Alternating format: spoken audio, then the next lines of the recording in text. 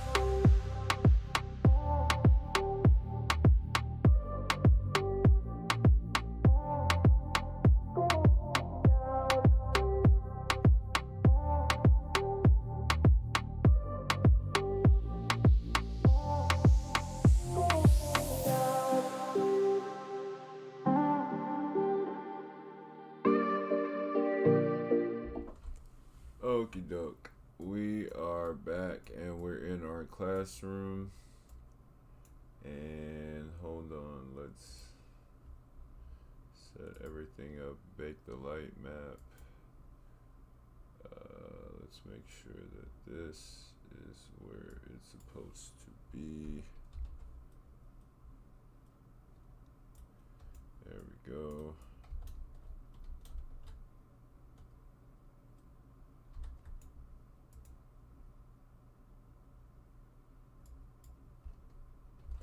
Okay, cool.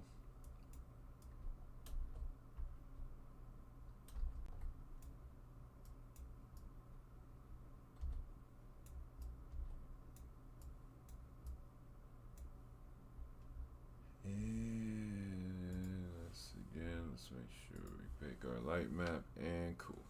All right.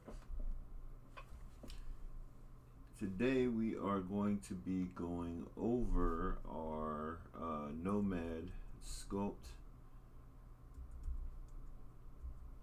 process, and we are going to be showing you guys some of the stuff that we've been able to put together.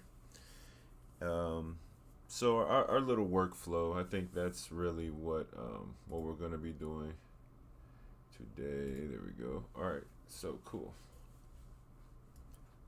So let me get my Discord up and going. But for right now, everyone's welcome to go ahead and shoot through.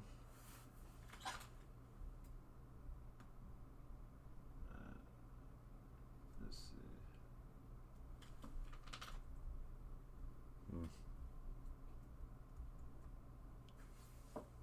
Alright, so cool. Is this really my teaching gear? I don't know. I'm feeling kind of good, so we'll keep the lovey-dovey ghoul and love face going. Is this broadcasting? Yeah, this is definitely broadcasting. Alright, cool. Oh, there's Tyrone. What's up, Tyrone? Alright, let's get this going. We definitely need some music, you guys, but We're getting there. Baby steps, baby steps, baby steps.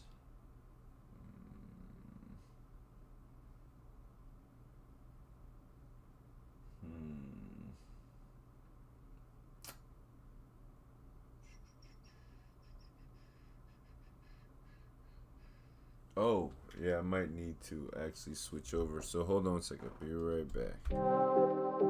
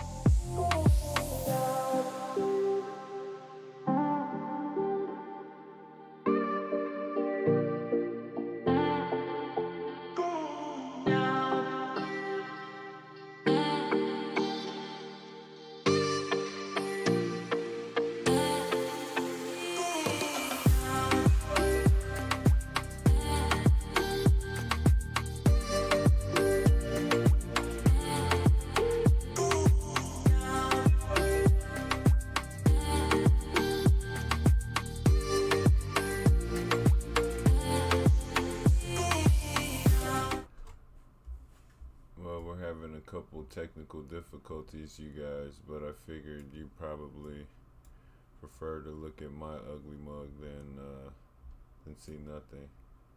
Let's see. It's Tyrone, and is that? Oh, that's anonymous. We have an anonymous in class. Welcome. We're getting it together. Today we're going to be going over, in fact, here I could show you real quick.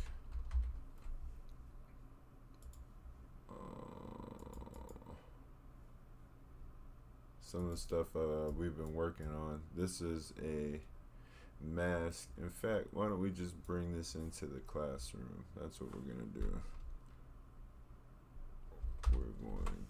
We're gonna just bring this one into the classroom. We're gonna be talking today about, let's see, megavoxel.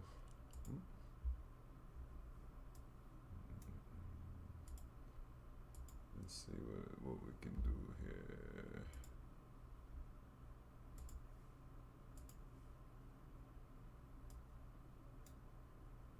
Uh-oh.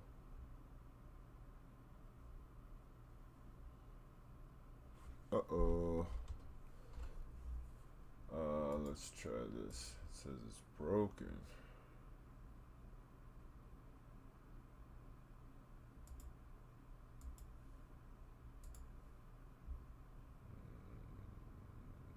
Oh.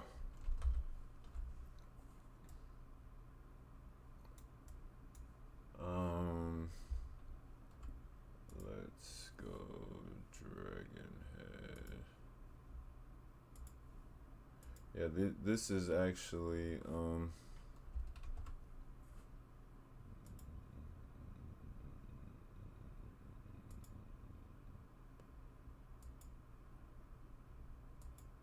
there we go.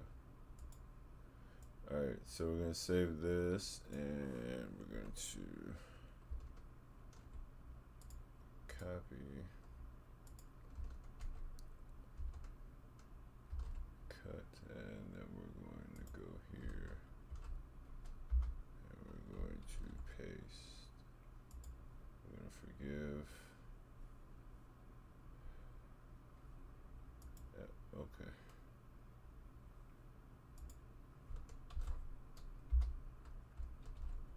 There we go. Try that. Let's try that. Hey Forte, how you doing, my dear? Pleasure to see you as always.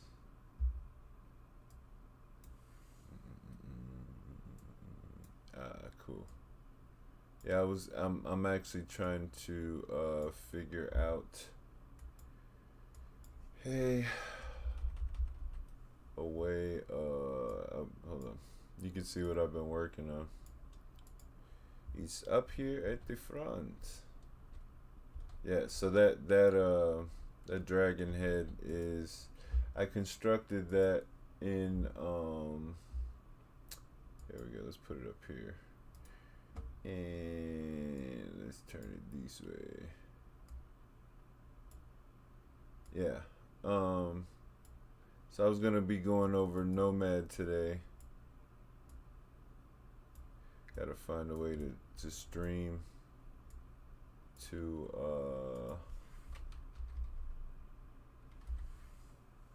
gotta find a way to stream in here.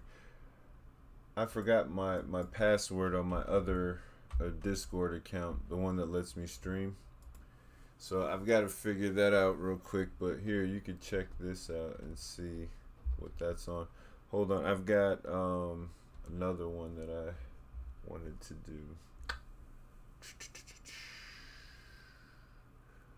But yeah, okay, you guys can take a look at the dragon head real quick. I will be right back. Okay?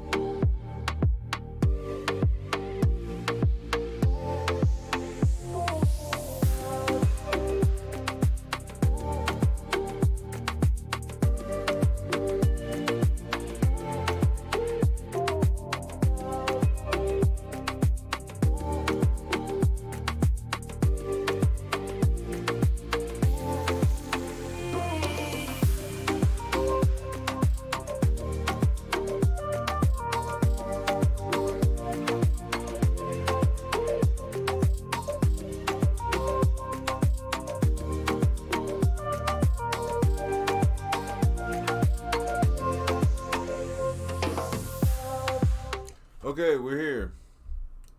Okay, looks like we're good. Hold on. Hold on. Hold on.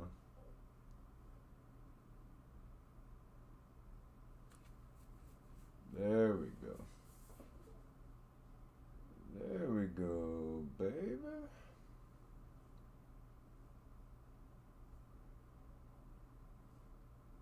Alright, cool. Hold on one second, you guys. This should work. Hey. Hey, it looked like it worked. Okay, cool.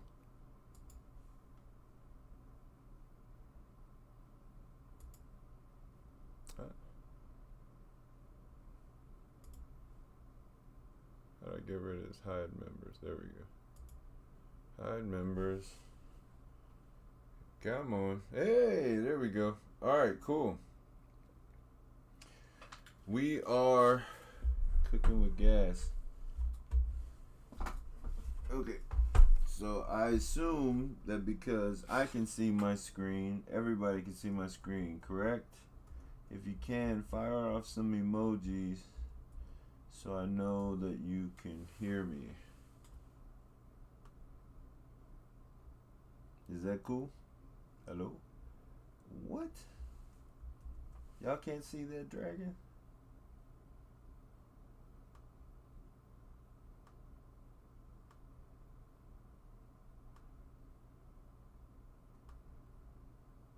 Alright, let's see.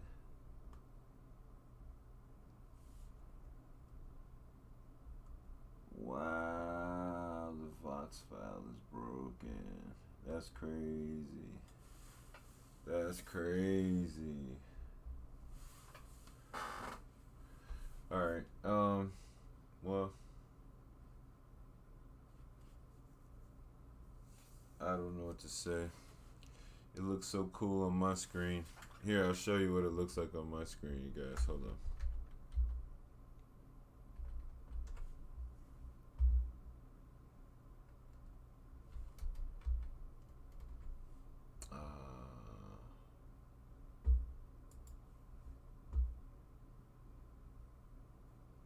Hold on. Yeah, so over here, it looks like this on my screen. I don't know if you guys can see it.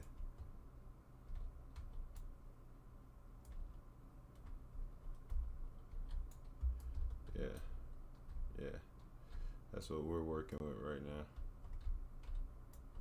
And so we're going to be incorporating this into a build real soon, but you guys can see it. I don't know. Oh, what happened?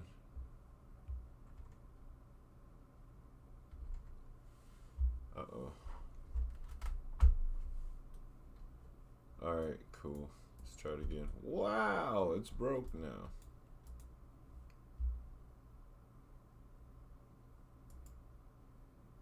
Interessante. Interessante.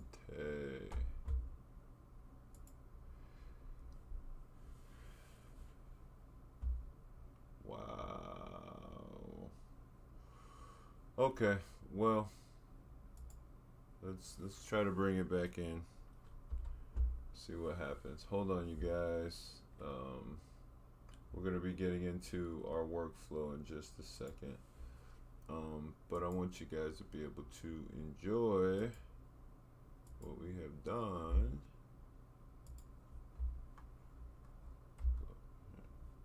Oh, just instantly broke. That's interesting. Uh-oh. Did I stop broadcasting? Looks like I stopped broadcasting. 1 second, you guys. Let me start this broadcast again.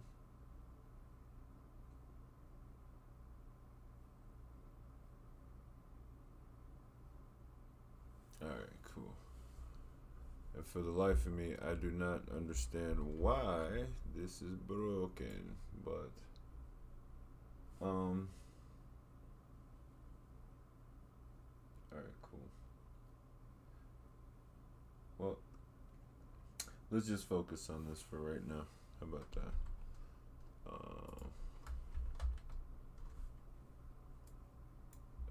That's That's wild. Okay. All right. So, yeah. Let's go back in here where it's nice and safe and people love us.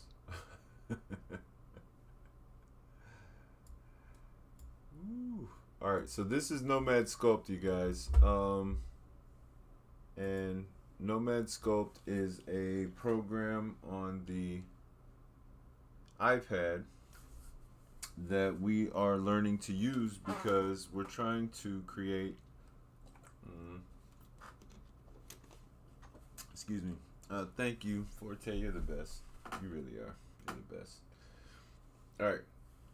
And so we're trying to streamline our sculpting workflow and create objects and geometry that we can use across multiple platforms. So to that degree, we're going to save this, right?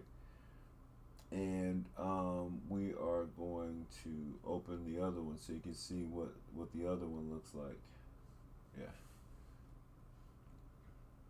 So this is the 3D sculpt that I did for the dragon head that I was showing you guys a second ago. This one. So we actually painted this one after we sculpted it over here. It looks a lot different. I can tell you that, right? Very interesting, but yeah.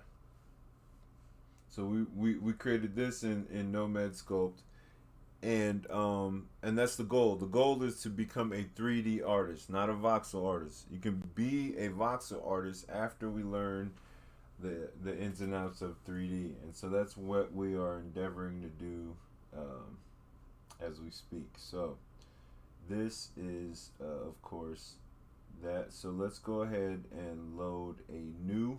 We're going to create a new scene by clicking on this new button. Yep.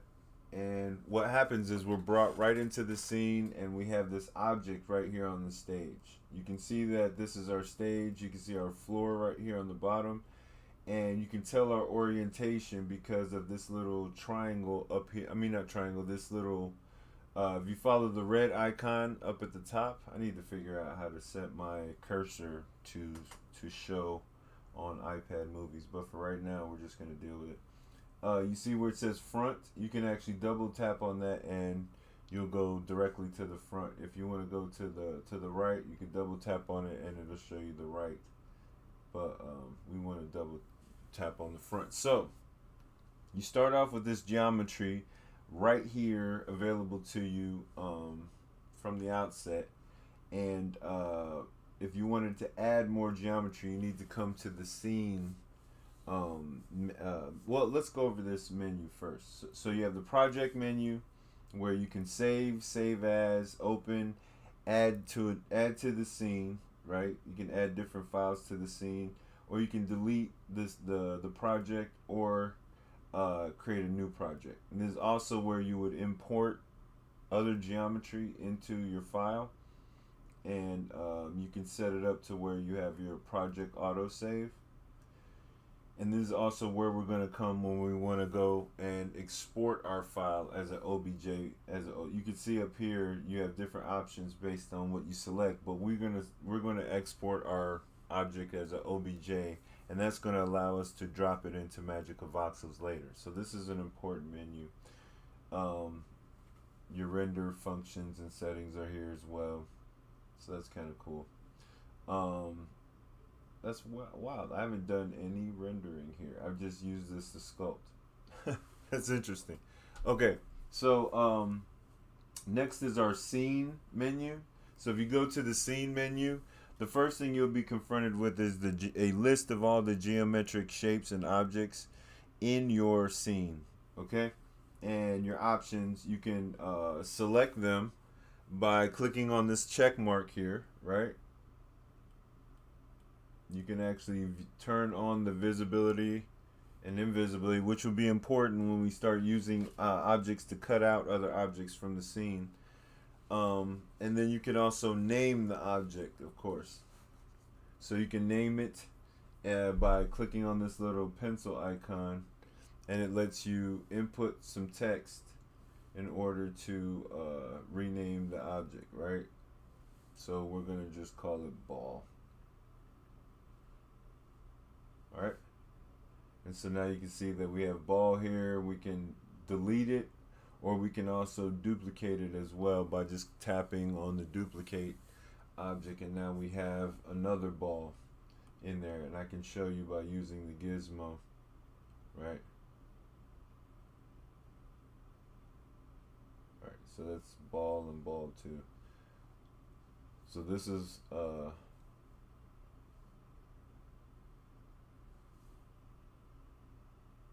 we're gonna name this one LeVar.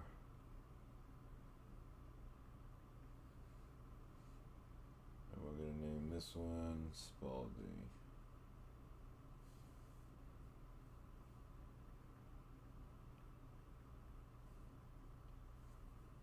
All right, cool. Oh, probably should have named it LaMelo. Ha! That's what we do here at the Metaverse Builders Academy. We break all expectations. Okay. So yeah, so you can see which object is selected by basically tapping on the different objects, but you can select the different objects by checking them, right? Or so if you click on the check mark, you can select the different objects, or just click on the name as well. It'll do that as well. There's a lot to learn about this program, and we're gonna have to probably do it in series, but it's very exciting, and I'm very excited to be going over this and teaching you guys. So the first thing you want to do is kind of have an idea of well, let's keep going over the menus. So you can add more geometry to your scene by using this primitive menu down here.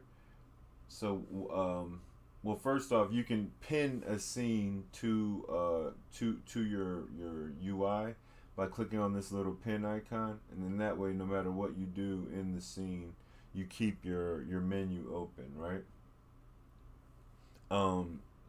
That's by clicking this little pin up in the right corner. And so we don't want to pin the project menu. Let's pin the scene menu, okay? All right, so now we can add different geometry to the scene by clicking on any one of these links or any one of these icons. So we can add a cylinder, right?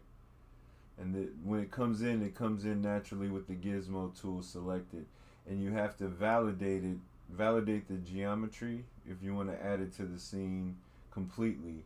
But validating it gets rid of some of your unique options as well. So you want to make sure you don't validate until you're ready. For instance, you can set up your mirroring with your validation, and you can notice that before validating, so you can see that I can set up my mirroring right here, and make another one and move it around. But after I validate it, it'll be a different scenario. So interesting. So if we want to make it hollow on the inside, we can click the hole. If we want to change the radius, we can click this little radius button, right? And let's see. Oh, did we validate it? I think we did. Yeah. Alright, so you can also undo by hitting this little arrow down here at the bottom. And there we go. Oops. Alright. So you can make it hollow, you can change the radius. I need to figure out how to, it's one of these buttons in here. Hold on. So when you change the radius, there's a button in here that lets you modify the radius. But we'll go over that with the tube. That's fine. Alright, so now that I have this mirrored, I can hit validate and it becomes a part of the scene. And what I do to one, I also do to the other still. So that's kind of cool. right.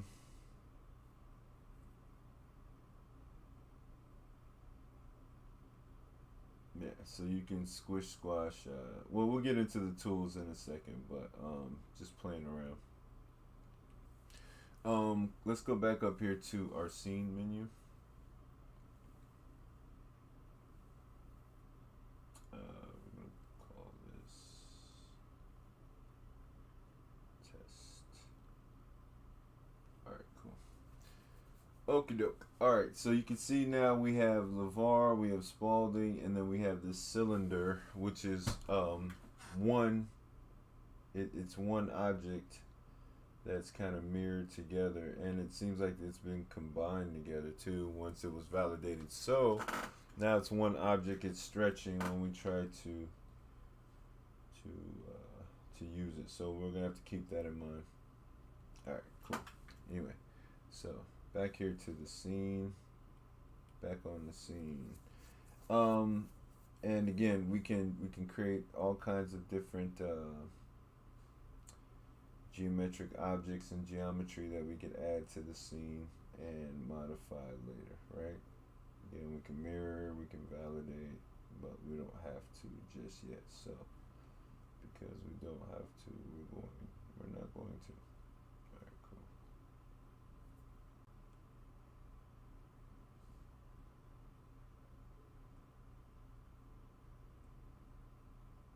All right, cool. I hear you. Thanks for your support. She's so cool. Gas Forte is the best. Alright, so we're just gonna leave that there for a sec because I'm gonna show you guys something in a second. Alright, cool. Alright, let me see.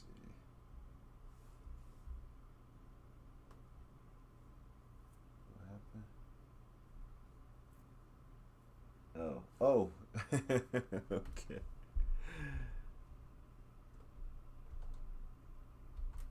Boop, boop, boop, boop. Hey, you guys! Look at all you guys in here. My bad. What's up, everybody?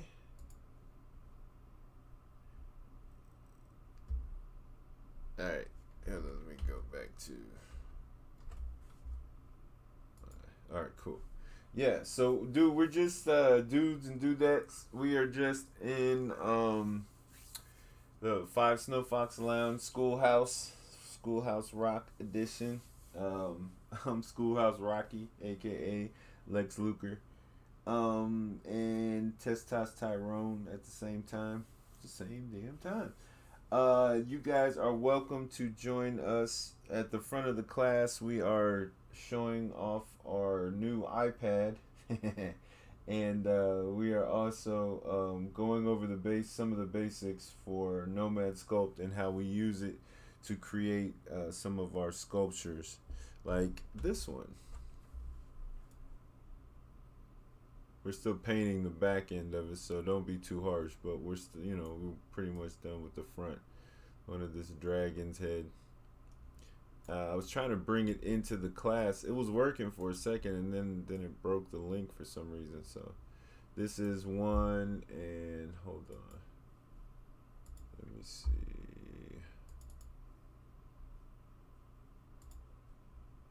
This is the other one I was working on, you guys. Quick accuracy. Oh, there we go. Can you guys see that? Oh, there we go.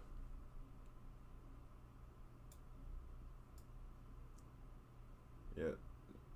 So this is a, you can see the side. Oh, well, I guess you can't see the sides of it. Hold on.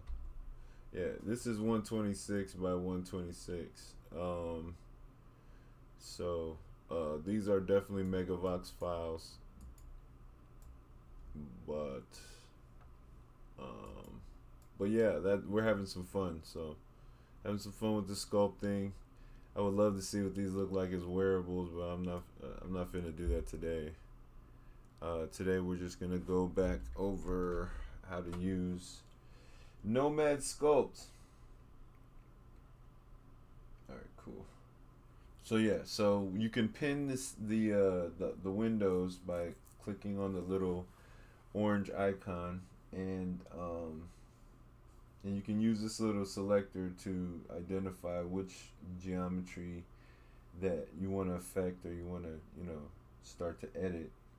And that's pretty much. Oh, no, no, no. So there are a lot of interesting things that you could do with the scene window as well. So I'm going to show you something. So the reason we didn't name our icosahedron is because we're going to turn off its visibility, and we are going to select LeVar, and we're going to also select, you see how I clicked on the check mark?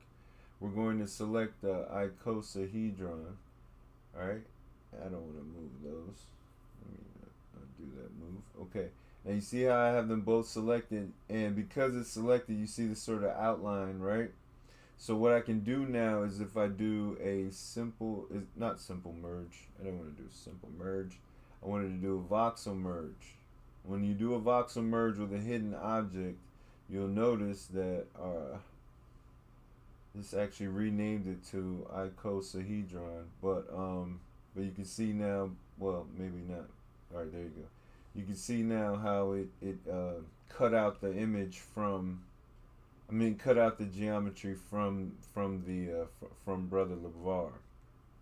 So now the icosahedron is gone, but Brother LeVar has a new shape as well. So we're gonna go ahead and rename LeVar.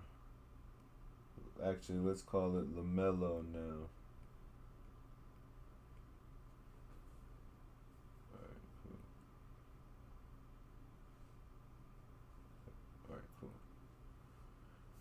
Alright, so now you can see that's a way of affecting the change, of cutting pieces out of geometry. Really simple, really easy. Alright, and that's how that's done. So, and this is just basics here. So this is the, I guess this would be the resolution window. That would be scene. Let's select that, and let's come here. Alright, so this is the resolution window. And oh, hold on, I'm going to make you guys moderators as well.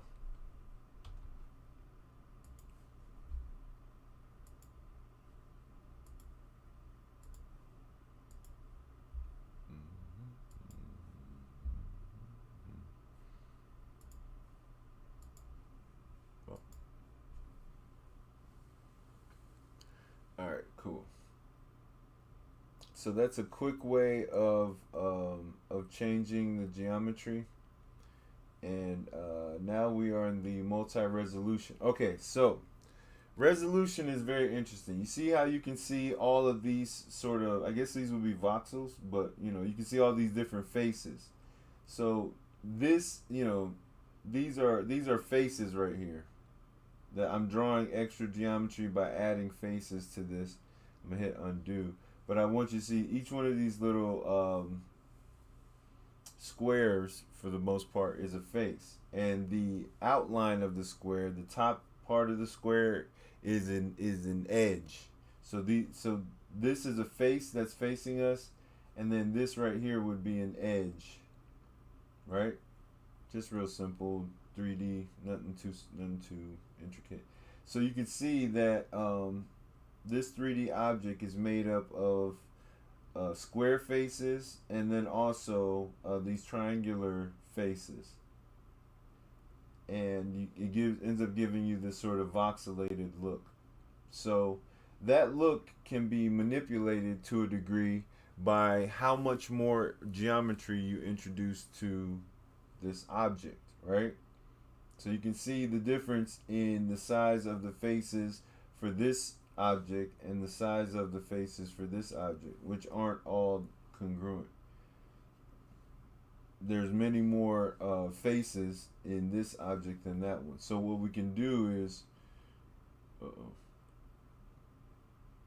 introduce more geometry by 4. When we hit subdivide, we add more faces. See, so for every one face that we had there, now there's 4, and you can see how it looks different. It's actually, you can edit it and manipulate it, and it's gonna have a different impact. All right, but so by adding geometry to it, you also give yourself the option for creating more clarity, but it becomes harder to deal with at the same time. So I'll show you what I mean by that. So this multi-resolution, this was the first case of resolution when we first came into the object. These were the original size of the face. So if I add or take away geometry now, you can see how sort of gritty these edges are, how dirty these edges are. But if I bring the resolution back up, you see how I kind of feathered that? So it's adding more resolution. It lets you move between different states of resolution so you can get work done using the different resolution, right? So it would be actually more difficult for me to make some of these changes, right? It would be a little bit more difficult for me to make some of these changes. Hello, Mr. Anonymous or Mrs. Anonymous. You are an anonymous soul, so we don't know. But here we go. So now you can see, like, I was able to carve that out a little bit easier using the lower resolution, because now it's being much more picky about, whatever I'm doing to it. So sometimes you want to operate at a lower resolution, sometimes you want to operate at a higher resolution, right? And then this menu is what allows you to do that. So you can change it from the multi-resolution panel. You got some tabs up here. You can go to the voxel panel, right? And so a voxel remesh allows you to basically do that. This is a mesh. All these different faces and edges combined are combined into what they call a mesh, okay? And you see the mesh when you go into wireframe mode specifically. That's what this is. Down here at the bottom, this little orange icon takes you in and out of wireframe mode and lets you see just the basic geometry of the 3D object and the edges and the faces that make up the geometry. Okay, so if you want to change the resolution of your voxel, okay, you can remesh it. Right now the resolution is at 149. But if I lower the resolution, you see I'm making these faces bigger. So when I hit remesh, it says multi-resolution will be lost. That's fine. So I remeshed it at a lower resolution. So now instead of having 149 faces per unit, I have 53.5 faces per unit. And you can click on keep sharp edge and hit remesh, and you see it'll do its best to try to. So if you wanted to add more resolution to it, though, you can move it in the other direction. Let's say take it up to 221, and then I hit remesh. Now the problem is it's remeshing from this lower resolution. So let's undo that. All right, and let's keep it here. So for right now, we're going to remesh this at you want to be careful with how you remesh it, because you're adding more geometry, and it says multi-resolution will be lost. So you can see it added more geometry in here. This used to be real gritty in here, and now you can see it's not. It's a little bit smoother in there. So you can smooth the thing or by adding more resolution, or just by using the smooth function. And smooth always is going to look better at higher resolution. So we'll go into resolution a little bit more, but it's easier to make global changes to some geometry at a lower resolution, right? So let's take it down to 122. It's a lot easier to make changes to the geometry at a lower resolution. And then you can up-res it, right? All right. So that's the voxel remesh, okay? And then I don't really mess with the dynamic topology. I'll figure it out, you guys, and then we'll come back to it. How about that? So for right now, we're just going to go back to our multi. So I want to try something. Hold on. So we're going to remesh this at a lower resolution, right? 54. Okay. Then we're going to go to multi-resolution, and we're going to hit subdivide, right? Not once, but twice, 3 times. So now, yeah, I don't want to do it 3 times. Let's go undo. All right. So we do it twice. So we create our own resolution states. So we've got it at the lowest resolution state. We've got a middle ground, all right? And then we've got the higher subdivision, right? So this puts us in a position where we can make some changes to it. And you can see how those changes are sort of reflected at the different resolution levels. See? So I can even edit on the different resolution levels and then just pop it back up and see what it looks like at the higher resolution, right? I can make fine changes at the higher levels, and then if I want to make, you know, big swapping global changes, then I come in here, right?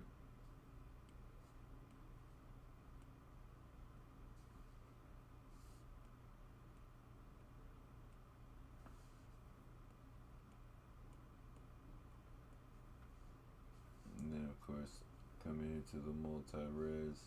So that's the multi-resolution. It's helpful for, of course, you know, doing what we just said.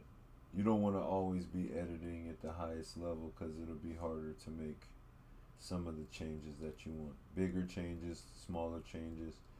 It's easier to make these changes at different resolution levels, right? Yeah. All right, you guys get that? All right, cool. So those are the ones I use the most. The materials, I don't really use a lot of the materials because I don't use this as a 3D program for rendering yet. I'm going to start using this, but for right now we won't worry about the materials or the let's do matte caps. Matte caps give you a different way of looking. It's sort of just a quick way to apply materials to your object, so you can kind of get an idea of how it looks geometrically with different shading and stuff. So you can use the matte caps to sort of change, you know, how your sculpts look, give you different shadows, so you can really get in there and affect some change in there, right? That's the matte caps. I'm sure they have a lot more a lot more use, but you have to click on matte cap in order to change it. The lighting and everything changes once you take it off of matte cap. So let's see, post process, I don't use that. And then background, so you can actually add an image to the background. So say you were trying to sculpt something, you could bring a reference image in here. That's a bad reference image. It's the bad place. Okay, so yeah, or you can change the color of the background, give yourself a different environment, etc. Right? And then your camera settings. This is for like animation, if you're setting up like animation, or if you have a view you like. So for instance, let's say we're sitting here at the front view, okay? And we want to make sure that, you know, we move around. Hold on one second, you guys. Having some technical difficulty. Okay. Alright, so we want to move around, and say we like this particular view that we have right here. So the first thing we're going to do is we're going to come back to this camera, and we're going to add a view here. And then that allows us to always come back to this camera view that we had set up. So say if we're looking at it from the right side, right? And then we click on this view, it'll take us right back to our view. So you guys see how that works? Now, our projection, we can set up our projection as well. Whether or not we want to look in perspective mode or whether we want to be in orthographic mode. So perspective mode lets us look at it from a real 3D angle, and we can see that different things in parallax, kind of go off into the distance, right? And this is good for looking at it in 3D mode, but if we want to actually view it in a way that lets us edit it with good numbers, orthographic view is the way to go. All right. All right, so that's the menu for the most part. On the on the left side, you have. Oof.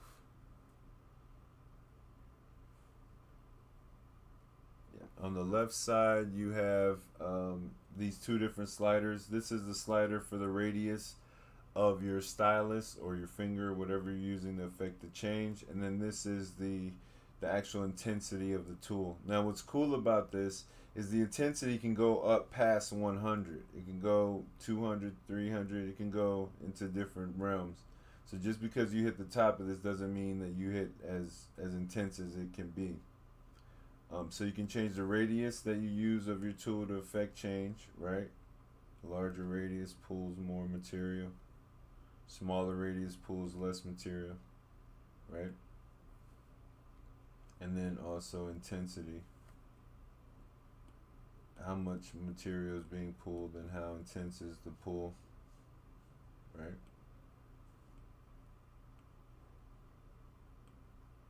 Relatively simple, right? And that I'm using the move tool, of course, and I've reset some of my tools, so they might be in a different order from what you're using when you're in Nomad Sculpt, but you can move the tools around and change where they're at in the line. And I hit this little gear, or I guess monkey wrench kind of things, where you can have them, in a line, all going all the way down your screen, or if you're trying to save space, or you can collect them in a box. All right, cool. So yeah, so I started with the move tool, but let's start with the gizmo tool.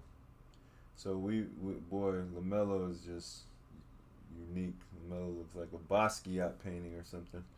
Um, so you can see when you click on the gizmo tool, okay, that it gives you the different 3D planes that you have. You've got your Y plane, which is this green arrow.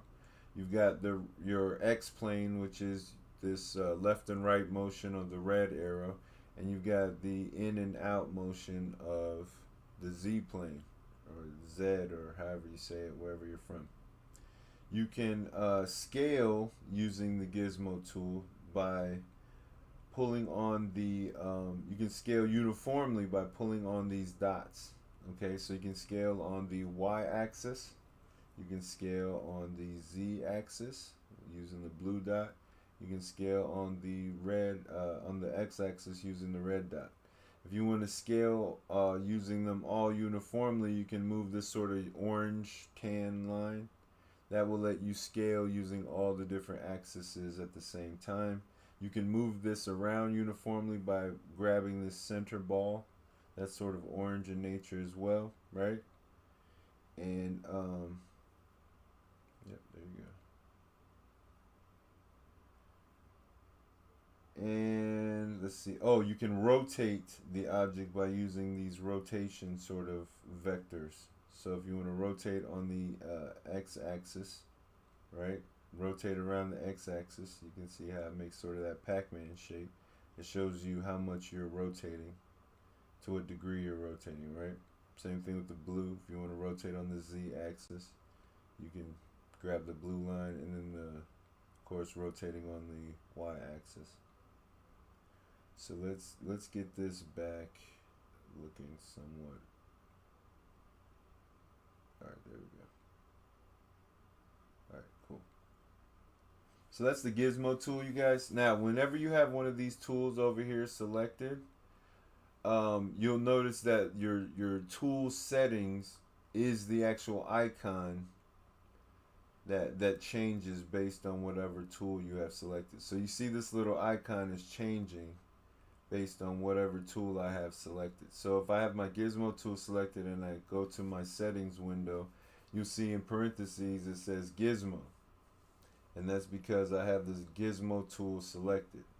So I can change the widget size, right? If I'm having a hard time seeing it or interacting with it, I can make it different sizes.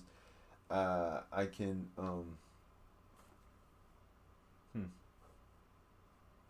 I can make changes to this. So I can hide on interaction, which is kind of cool. So when I start moving around, it hides the gizmo tool for me so that I can look at it. I can look at my and there are all kinds of other really cool settings down here that you can use. You can change this number minutely using, using your numbers or using precise movement. So if you want to move something precisely, you can come down here and translate across any of these axes, I guess. You can do uniform scale, which is why this is not set up into different numbers, but it'd be cool if you could sort of like use these as sliders. That would have been cool, but guess not. Alright, so there we go. So that's the settings for the gizmo tool. Then of course these other things change. These other tools up here change according to which tool you have selected as well. That's why you have the parentheses gizmo tool set there. So when you pick different tools, it changes. These different tools change for you as well. So let's see. We got the stroke tool for let's see. Let's go to clay. All right, so the clay tool gives us some interesting options. All right, the clay tool and the brush tool sort of work in tandem with each other. One adds geometry, one just sort of moves geometry around. I forgot which is which. I think the clay tool. So the clay tool adds more geometry to the scene, whereas the brush tool sort of I'm sorry. Let me go back. All right, so the clay tool, when you pick this tool, other options become available for you on your menu. So you'll notice how when I click the gizmo tool over here on my left, a bunch of the options have changed. But when I click the clay tool, I get back to my radius and my intensity sliders, as well as my symmetry slider. So this symmetry slider is interesting. The symmetry tool works in conjunction with the symmetry menu up here. So you see how this like half-filled triangle is congruent with this sort of half-filled triangle here. You can enable and disable it from the menu icon over here, which makes it easy. And you can set up which planes you want it to affect the geometry on, right? Based on, here we go. And you can see a representation when I have the symmetry window open, right? And you can say you want it to be symmetrical based on the world view, right? Which it's using the world right now as the primary factor. So the 0 point in the world where you can see all these different planes converge. That is, or I can go local with the object that I have selected. So the world view symmetry, or I can do the local method symmetry. Okay, I can also mirror from left to right. So if I do the world view symmetry and I have lamello selected, right, and I hit mirror from left to right, when I click on this, do you want to enforce symmetry by mirroring the mesh? Okay. So this is actually, let's try this again. So when we click on that, we go back to the symmetry menu, and let's try right to left this time. Yeah, so you guys got to try to play this stuff out a little bit. Let's see. Let's try this. Let's go local. Okay, let's go front view. Let's move this off of this axis, right?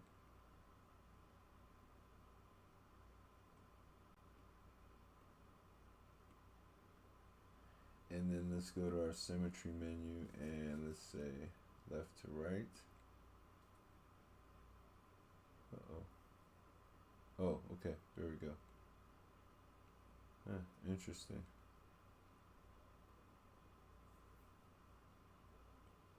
Alright, there we go. Protect masked area, flip object.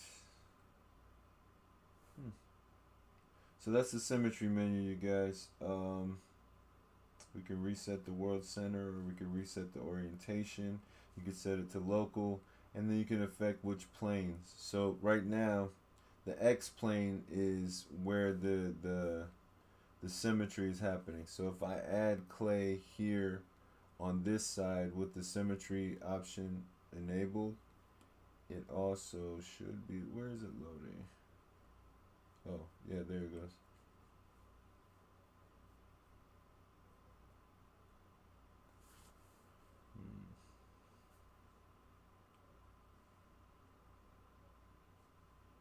Oh, it's set to world. Okay, there we go. That's why.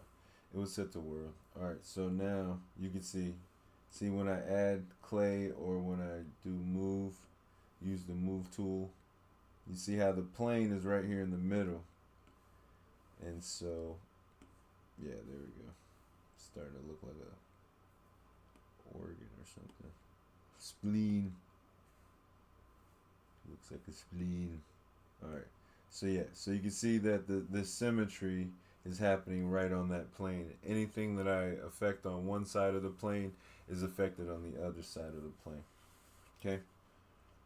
So I was having a hard time showing that because it was on world view. So if we go to the Y plane, you can see now that anything that I affect below that line or below that plane is going to be affected above the plane as well. See? See? So that's the symmetry. There we go. Alright. You can change your pressure settings and your painting settings. We're not going to be going into painting. Pressure settings is up to you.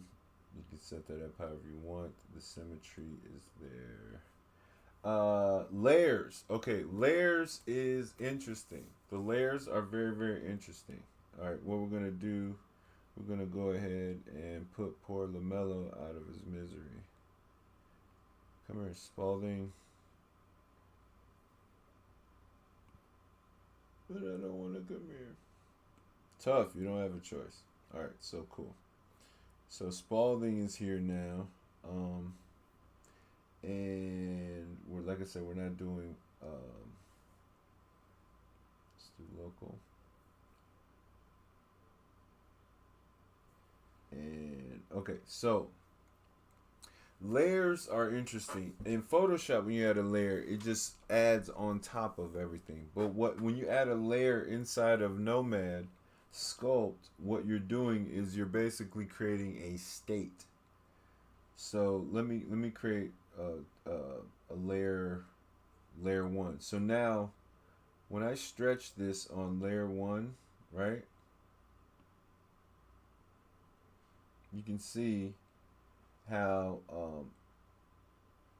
my base, hold on, let me see, the changes that I made to my base, right, are affected on layer 1. If I turn this off, hold on, so let's go to layer 0. Let's turn off that and let's go to layer 0. So this is layer 0, okay? That's layer 0. That's layer 1. And it looks like layer 1 and layer 0's effects are both happening to the base layer. Remember, this is the base layer. Layer 0 makes it look like this, right? And layer 1 makes it look like that. And you can see how I can go to the different states, or I can add the states together and get this effect. And I haven't really made any changes at all to my base, okay? My base is still there, right? my base is still there, but my because I've made these changes on layer 1 and layer 0, I can accumulate the effect, I can duplicate the effect, I can change the, oops, did that delete it? What happened? Oh, I can, oh, alright, so now you'll see how I dropped, okay, so this little button next to you got your rename, right? You got your trash can, you've got your duplicate effect or your duplicate layer, and then you've got your drop to base layer. So this icon that's right next to these three dots is the drop to base layer. So if I turn this off, you'll see, oh, I dropped the base layer already. There we go. All right. So we're going to turn off layer 1's effects right now, and you can see this is the effects of layer 0. And I have my base layer down here at the bottom, right? But because I still have my eye selected and not hidden, this show layer, so I'm showing the effects of layer 0, okay? I can drop those effects to the base layer by clicking on this button. And now my base layer looks like this. And if I want to change the effects for layer 1, I can add that on, or I can drop that to the base layer now, and you can see that now all the effects that I had initially for making my geometry flat have been added to the base layer of this object. So now Spalding is flat. So you can make some of your changes in layers, and then when you get ready, drop them to the base layer, or not. Here, I'll show you guys. I'll show you guys another project. Hold on. Let's save test. And let's open another project. I can show you guys. I think this is her. Yeah. Yeah. All right, cool. So you can see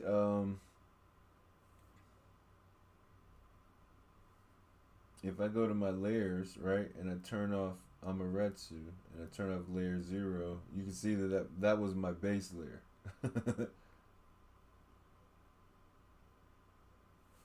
So you can see all those changes that I made to my base layer, which was a whole different model, I was able to make to this model and then apply them to the layer. See?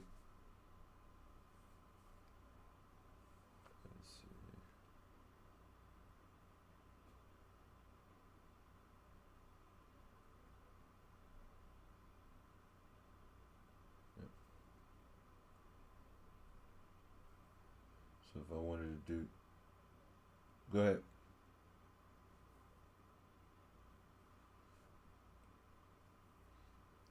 No, the layer, I'm in the layer palette. Yeah, so if you see up here at the top, you've got painting. Well, you got the settings for whatever tool you're using. I have the move tool. You've got your stroke, your painting, your pressure, your symmetry, and then your layers panel. And in the layers panel, you can add a layer, right? All right, so let's change. I can add a layer, right? And then I can make this layer, let's call this pointy ears, right?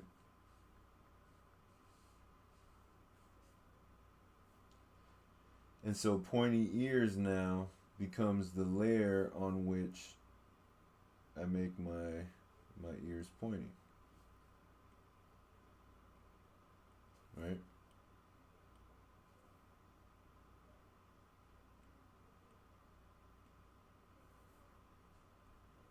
Right? So here we go. If I come to my layer and I turn off that visibility, and turn off that chain. You see it?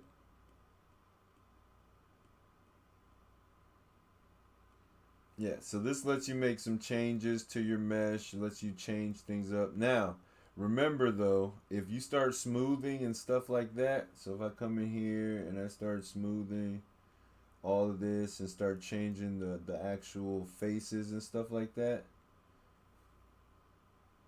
that affects your base layer. No, it doesn't. So yeah, now there's this little purple color here. I don't know what that is, but I think when you smooth things out, like, yeah, I don't know. I think there's some changes you can make that aren't reflected with your base layer. So you got to come in here and play around with that, but definitely come in here and check it out. And this puts you in a position where you don't have to be so afraid of messing up your mesh because it's just on the layer.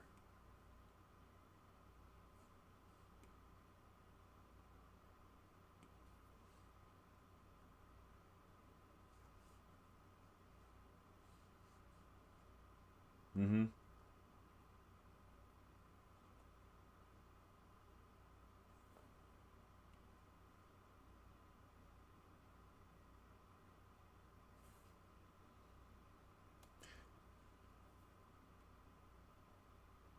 Okay, so all right, yeah. So here, let's do that. Let's go over that.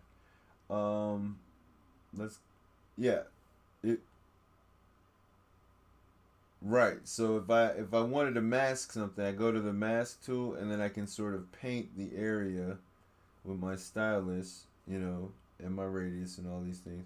I can paint the area that I want um to affect. Right? And then the area that I paint, I can make changes here. Not nudge. Go back to mask. I can make changes in the setting, right? So I can actually clear that, right? I can invert it. So now all I have is selected is the ear, right?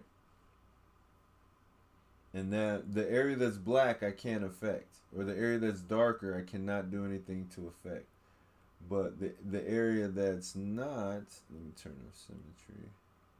Oops, let me turn on symmetry. Turn on subtraction. Right? See, I can't do anything with this, really. So say I just wanted to hollow that part out, right? Or what I can even do is, hold on. Oh,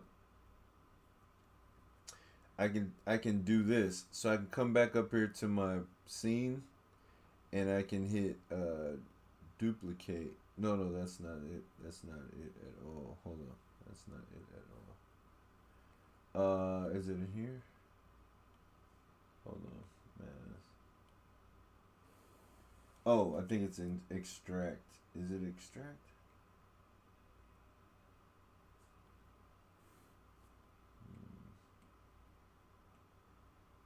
It is. All right. Um. All right. Hold on. All right. Hold on. Let me see. So when I have my mask selected, when I have my mask tool selected, I can come to the settings, and I can. It's not split. Is it split? I think it's extract. Why did it give me the invert? I don't want the invert. Hold on. All right, let me try this. Invert that. And then there we go. All right. So for some reason, all right, there you go. See? All right. So yeah. So I masked out the area that I actually want to extract. For some reason, the masked out area is the ears. Okay. So usually when you see the masked out area is the area you can't affect. But if you want to extract it, you got to mask it out so that those are dark.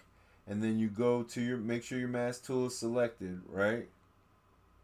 And then you want to go up to your settings for the mask tool. And then you want to hit extract. And then when you hit extract, go to your scene and you'll notice that you have this mesh thing right here, right? And the mesh thing is actually the ears. So you can cut pieces off or duplicate pieces of your mesh, right? So now what I would do honestly is, and your mask is still selected until you get rid of it. Uh-oh. So what you could do honestly is if you come back here to your mask tool and you hit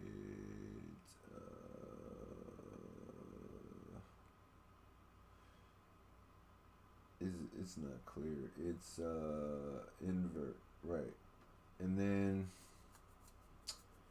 ah, all right. So what I'm gonna do is I'm going to, and this is because I don't know any better. I'm gonna set my brush to subtract. I'm gonna set my this up real high, and I'm gonna get rid of it. Oops, that's way too high. Oops.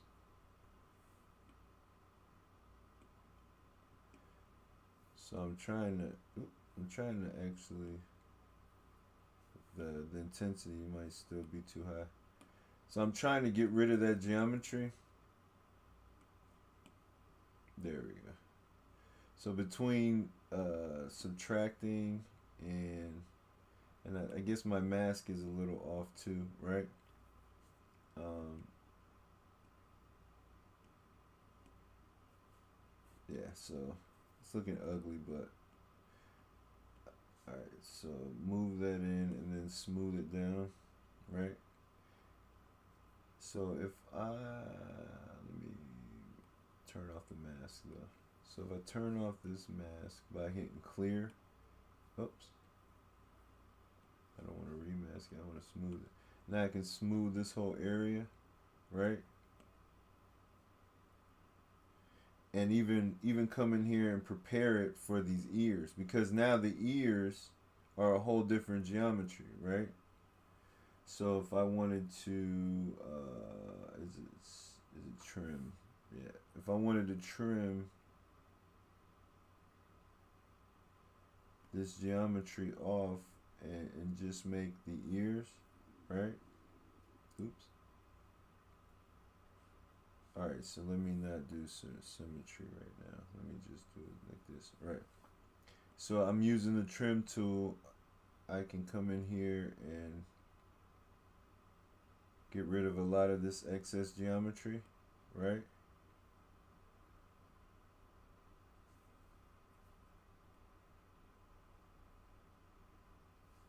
And now that I have this ear the way I want to, I can even trim that whole ear, right? And then click on this, and I could, using the symmetry tool, I can mirror from right to left, and now I've got my ears. You see what I'm saying? Does that make sense?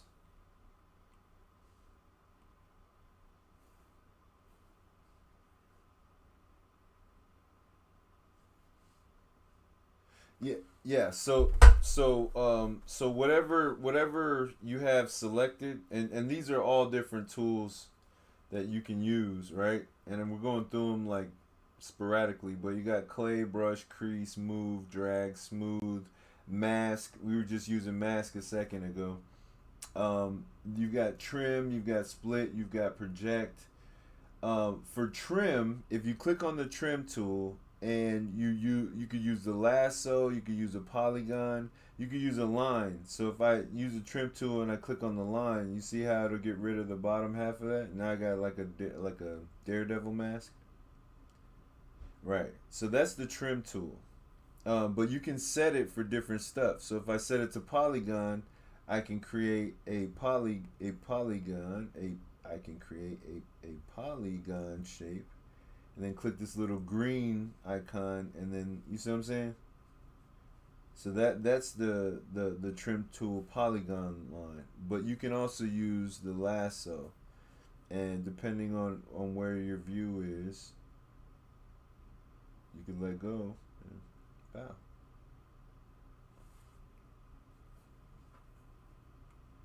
Mm-hmm.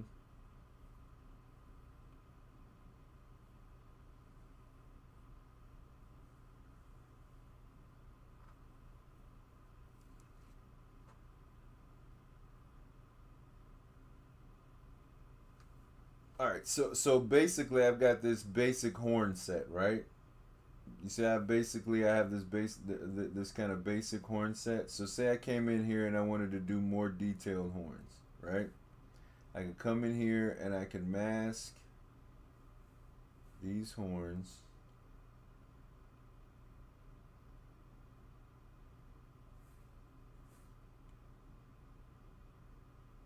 Right? I mask them out and then I go to the mask menu and I hit I want you to extract them filled, right? Or even say I think split. Let's try split. So if I hit split, it just pops it off of the geometry. See? Okay, so I have this selected, but I haven't done a really good job of selecting it. Hold on, let's get all of this. Alright. So we've got all of the horns selected at this point, pretty much, right? And let's even grab that middle part. Alright, so the part that you have masked, say you want to take that off of the geometry of the sphere, because right now that sphere is the whole face, right? So say I wanted to do the nose and all this stuff differently. This is just the basic sketch, the initial sketch, right? I don't want to select everything. I just want to select this. All right. So now I have in fact, let's rename the sphere. Let's rename it head. Right? So now I have the horn selected the way I want to. Okay? I go to the mask tool and I can hit extract, which will give me a copy, okay? Or I could hit split. Now, depending on what closing action if I hit none and I hit extract, what you'll notice is when I move it with the gizmo, it's empty on the inside. So it makes a mask out of it. You see? But if I hit hold on. But if I hit let's go back to the mask, select the mask tool and then go to the settings. If I hit fill extract, it won't pull out a mask, it'll pull out it'll have it filled up in the inside. See how it's full? It's not a mask, it's an actual geometric object that's made of actual, you know what I'm saying? Geometry. Right. So so that's fill. Then I go back to mask, hold on. And I go to split. If I say split, right? And I say okay, so if I split it, this says okay, when you split it, are you going to leave it as a fill? Or are you going to leave it as a shell? And what about the unmasked part? So the unmasked part, which is the rest of the head, I can say, okay, leave that as a shell, right? Or I could say leave that filled, but I want you to, when you split it, I want you to make the horns into a mask, right? So, but for right now, we're just going to use both fill. And when I hit split, there we go. All right. So now, let's try again. Mask, split, right? Now you see how I don't have the head selected anymore. And how the horns are a separate part.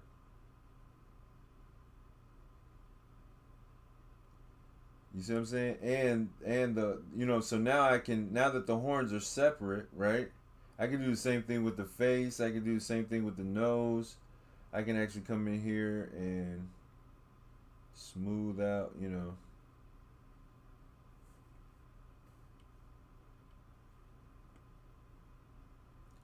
Smooth out this area a little bit. Oof. That area looks like it needs to be. Yeah, that looks rough. So you can see the difference in resolution between the rest of the skin. You know what I mean? So if I click on this and I say, okay, this face now, I could come in here and add multiple resolution. I could click on subdivide. But then you see how that adds so much more geometry to the rest and not necessarily the area that I want. So yeah, it looks like we ripped his scalp off, but we'll deal with that next time.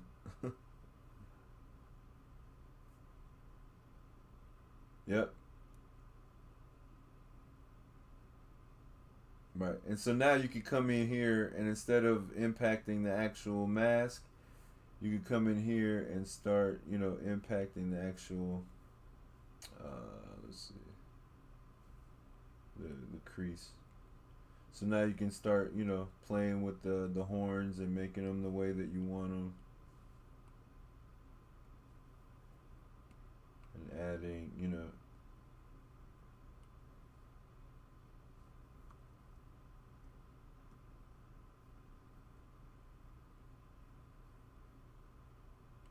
Well, yeah, the trim is basically you're trimming your object. So if you go into the trim and you pick polygon, you can clean up your mask, right?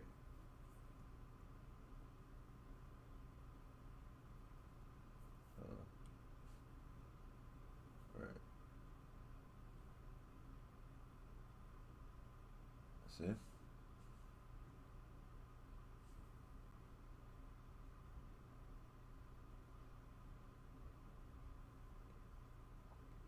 Mm-hmm.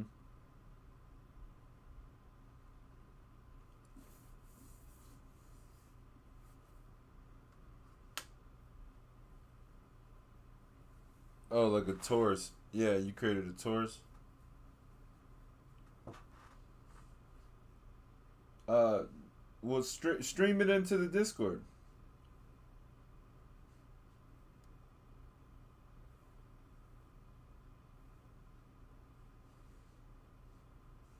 right?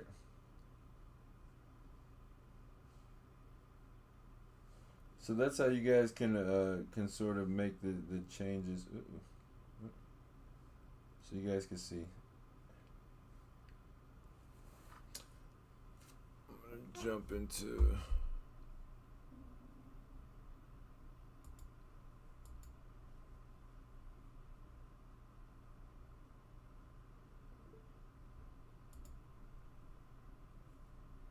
There we go. Yep.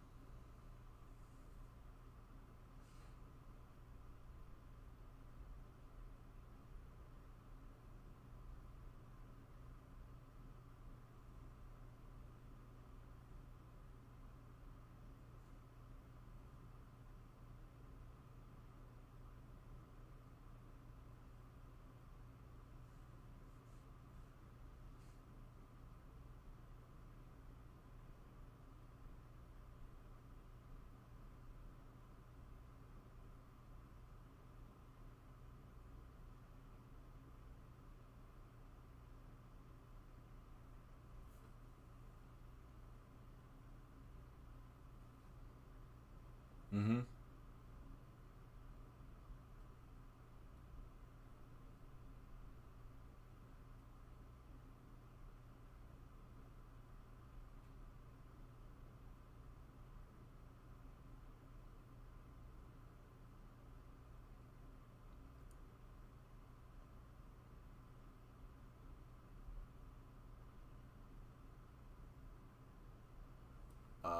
Okay. So go to your brush tool. Yep. So get rid of your mask. There you go. Get rid of your mask. Go to your brush tool, and then go to the left side of the screen. You see how it says symmetry, and then it has the radius, the intensity, then it has the little mirror symmetry. Then under that it has sub. It has a teardrop with the minus in it, and it says sub. That's subtract. That's your erase. So if you go up to that ridge and you start trying to draw, yeah, that's your subtract. Yeah. Yeah, that's because your intensity is so high. And it has your symmetry. You have your symmetry button clicked. Turn off your symmetry.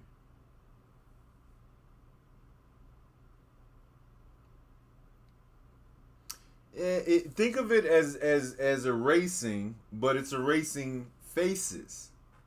So it's not going to erase a whole bunch. And here's another thing. If you lower the resolution, you'll affect more of your mesh at a time. Remember how I was talking about multi-resolution? You've got your mesh at a real high resolution right now. So go to voxel. Wait, no, go back to multi-resolution. And you see in the top tab, yeah. So you can remesh this at a lower mesh. Right? So change your resolution, right, to like say, yeah, there you go. And then hit, no, you don't want to go that low. Yeah, go like 65. 70 is fine. Yeah, something like that. And then hit remesh. That, you see what it did. So hit undo. Yeah, there you go. And you want to make it more than 75. Make it like 120. See what it says. Yeah, try that. So you're seeing what's happening here, right? It's remeshing at lower resolutions. That's not exactly kind of what you wanted, but you know, what's this mesh set at right now? Try it at 200. See what happens. Yeah. Oh no, it's just redrawing the whole thing for you. That's interesting. All right, so yeah, if you well, here's the thing. So if you change your brush and you masked out that little ridge, you could get rid of that ridge just by, you know, splitting it. So if you masked out that little inner ridge that you don't want with your mask tool, you can go into the settings and you can split it out. And then separate, you know, put them both on shell and then separate them. And then that way you'll have the piece you want and the piece you don't want. You can delete that. Make sense? No, you want to get rid of that inner ridge, right? Yeah. So change your brush size a little bit so you're working with a better brush. There you go. And yeah, mask that part out. Now here's the thing. When you go and you click on that little button that used to be subtract, you can click on unmask on the left. You see it? Yeah, and there you go. So go ahead and just mask out that little ridge, right? Yep, there you go. And turn your screen so that it looks the way you want it to. Now the way you have it selected, right, it's gonna get more than just that little ridge. So right, you want to make sure. Now here's something else you can do. Go up to your settings real quick. And you see how it says blur? Click on blur. Click a couple times. Alright, so that's how you fade out what you've been masking. And you can actually sharpen it too. If you click on sharpen after you blur it, it'll be a little bit, yeah, so there you go. Yep. So that's how you do that. Let me we're getting a little bit over. It's around 8:30. So does anybody have any questions? Anybody else other than Marijuana Man?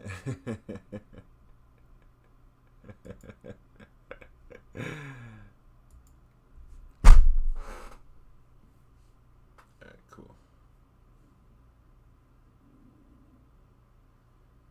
So hopefully we went over a bunch of stuff. We'll be doing part 2 either Friday, or I guess we'll probably be doing it